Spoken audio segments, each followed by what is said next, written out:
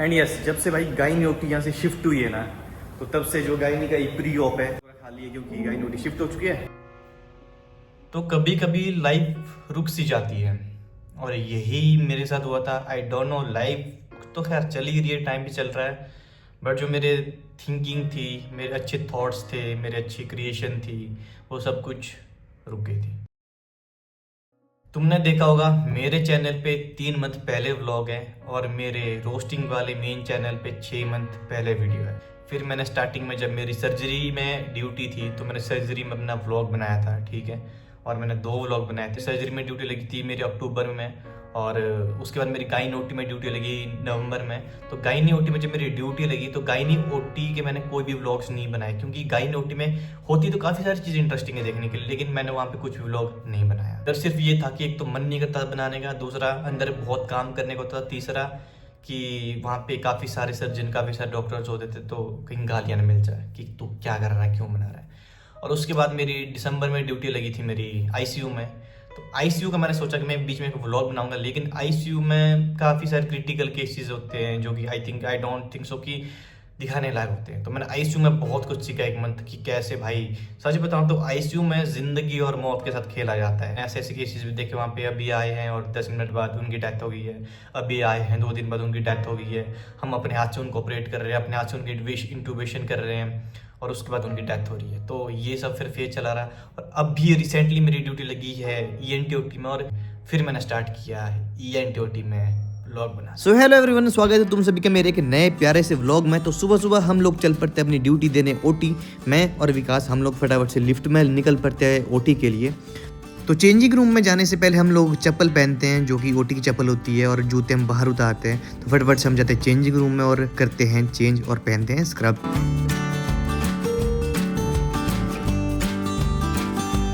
Okay, तो तुम लोग देख रहे हो कि ये पूरी ओटी खाली हो रखी है बिकॉज ऑफ ये पहले गायनी ओटी हुआ करती थी जो कि अब शिफ्ट हो चुकी है, फ्लोर के लिए शिफ्ट हो चुकी है वाली ओटी।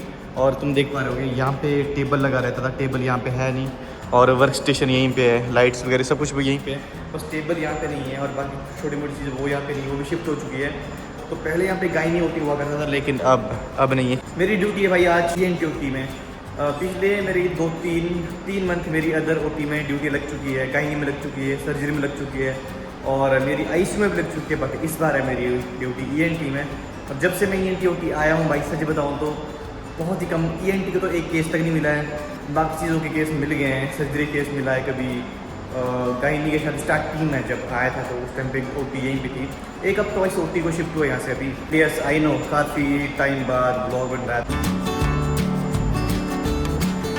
और जब गायनी की जो नई ओटियाँ बनी है भाई, जो गायनी की नई ओटी बनी है वहाँ पे बहुत ही स्पेस है, बहुत ही बड़ी ओटियाँ है वो। एंड यस, ओटी के बारे में मैं कभी आपको डिटेल से बताऊंगा कि कहाँ पे क्या चीज़ और कौन सी चीज़ क्या होती है, ठीक है। क्योंकि बेसिकली लोगों को क्या होता है कि जो पेशेंट के साथ आते हैं या फिर किसी को क्यूरियोसिटी होती है जानने के अंदर क्या होता है क्या नहीं होता है, तो उनके लिए मैं कभी थोड़ी सी डिटेल्ड वीडियो बनाऊंगी ओटी के अंदर बेसिकली क्या क्या होता है।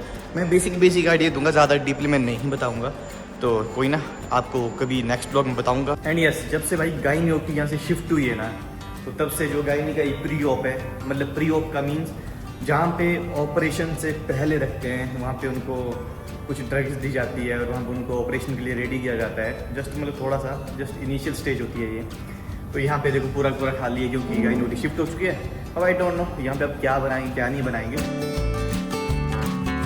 तो दोस्तों ये वाली है ईएनटी ओटी जहाँ पे मेरी पिछले 1 मंथ से ड्यूटी लगी पड़ी है और यहीं पे सब कुछ मैं देखता हूँ, सीखता हूँ, काम करता हूँ। और पिछले 1 मंथ से यहाँ पे ज़्यादा केसेस आए ही नहीं है। मेनली यहाँ पे ईएनटी का कोई केस आया ही नहीं है, बस यहाँ पे सर्जरी के कोई केस कभी कभी आते थे।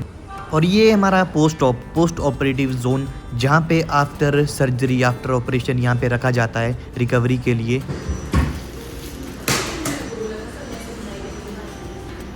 तो दोस्तों ये है RL रिंगर लैक्टेट जो कि कॉमनली यूज़ किया जाता है सर्जरी के टाइम पे। तो वैसे तो यहाँ पे कोई केस था नहीं, बट यहाँ पे एक केस आ रहा था सर्जरी का जो था हर्निया का।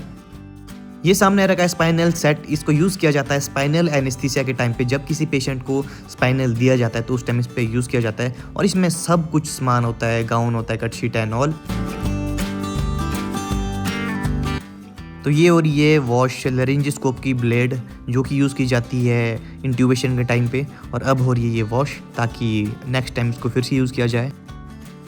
तो जो हर्निया का केस आने वाला था वो केस लग चुका है और इंट्यूबेशन भी हो चुकी है, तो अभी सर्जन अपना काम करने में लगे हैं।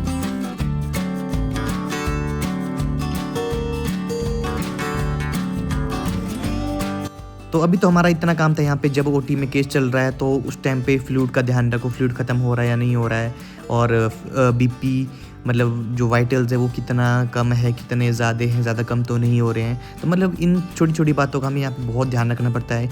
इंट्यूबेशन में कोई दिक्कत तो नहीं आ रही है।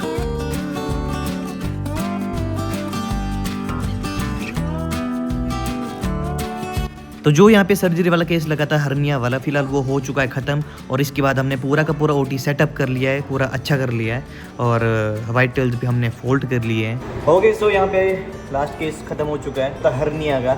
तो 66 ईयर एक आंटी थे, ठीक है, उनका केस था, वो ख़त्म हो चुका है। और आफ्टर दैट अब यहाँ पे कोई केस नहीं है, क्योंकि आंटी का बेसिकली कोई केस नहीं है। शायद सर छुट्टी पे गए हैं, सर्जन सर, यार दोनों क्या चक्कर है, तो अपना कुछ काम नहीं है यहाँ पे, ठीक है। तो अब बस हमने अटेंडेंस तक 4 बजे तक रुकना है, अटेंडेंस लगा के चले जाना है, और हल्का फुल्का हमें यहाँ पे थोड़ा करना पड़ता है, देखना पड़ता है कि ओटी में हमारी कोई चीज़ें खाली तो नहीं है, अगर खाली है तो हमें उसका ख्याल रखना पड़ता है और वो मंगवानी पड़ती है, ठीक है। तो हमें एट द एंड चेकलिस्ट बननी पड़ती है। चेकलिस्ट मीन्स कि कौन सी चीज़ें कितनी है, पूरी है नहीं है, तो वो सब। एंड भाई ओटी हमें मेंटेन करना पड़ता है। जैसे मशीन है, मशीन को प्रॉपर ऑफ करो, जो यहाँ पे वाइटल्स हैं इनको प्रॉपर साइड में रखो, बीपी साइड में रखो, ईसी साइड में रखो, मतलब सारी चीज़ें। हाँ, बीच में मेरी ड्यूटी लगी थी आईसीयू में, और आईसीयू में मैंने काफ़ी चीज़ें देखी, काफ़ी पेशेंट्स देखे, ऐसे पेशेंट्स देखे जो आते ही बेचारी उनकी डेथ हो गई, और कुछ 2 दिन तक की उनकी डेथ होगी। मतलब आईसीयू मैंने ऐसे क्रिटिकल पेशेंट देखे। ऑफकोर्स मैंने आईसीयू में वैसे ही पेशेंट आते हैं, और वैसे पेशेंट मैंने आईसीयू में देखे। मेरा मन करता था बीच में कि चलो बनाता हूँ व्लॉग, बट भाई जब वैसे नज़ारे देखता था ना, मैं तो मन ही नहीं करता था व्लॉग बनाने का, आईसीयू में लिटरली मन नहीं करता था बिल्कुल भी। एंड यस आई नो, काफ़ी सारे लोगों को ये सवाल होते हो कि भाई अब जस्ट ठंड के दिन होते हैं तो भाई ओटी के अंदर आप ऐसे कैसे रह सकते हो। भाई ऑफकोर्स ब्लोअर चलते हैं अंदर, तो गर्मियों में एसी चलते हैं, सर्दियों में ब्लोअर चलते हैं, क्योंकि पेशेंट को भी ठंड ना लगे और हमें भी ठंड ना लगे, इसलिए। क्योंकि अंदर इसके बाहर हम कुछ भी नहीं पहन सकते, हमें अंदर जस्ट स्क्रब पहनना पड़ता है, हेड कैप पहननी पड़ती है और मास्क पहनना पड़ता है, उसके अलावा हम अंदर कुछ भी नहीं पहन सकते हैं। तो ये लगा है एसी प्लस ब्लोअर, ऊपर से आता है, ठीक है, और वो लगा है आउटलेट। यहाँ पे नर्सिंग वालों का सामान है, ये टेबल है, ये वर्क स्टेशन है, ये लाइट्स हैं, ये अदर लाइट्स हैं, ठीक है, और ये कुछ ट्रॉलीज़ हैं, मतलब कुछ इसमें सामान रखा होता है, ठीक है। और बस यहाँ पे बाकी सामान होते हैं, ड्रग्स होते हैं, RL होते हैं, मतलब बाकी सारी चीज़ें। तो चलो भाई ऐसा तो ये है ओटी का पोस्ट ऑपरेटिव जोन, जहाँ पे ऑपरेशन होने के बाद पेशेंट को रखा जाता है ताकि वो एनेस्थीसिया से रिकवर हो पाए, और कुछ भी अगर हल्की फुल्की फिर से दिक्कत आती है तो उसको फिर से ऑपरेट कर पाए। Okay, so this is all about today. आज का बस यही था, दिन में एक केस था, बाकी काम करा। तो मिलते हैं आपको नेक्स्ट व्लॉग में, तब तक के लिए टेक केयर एंड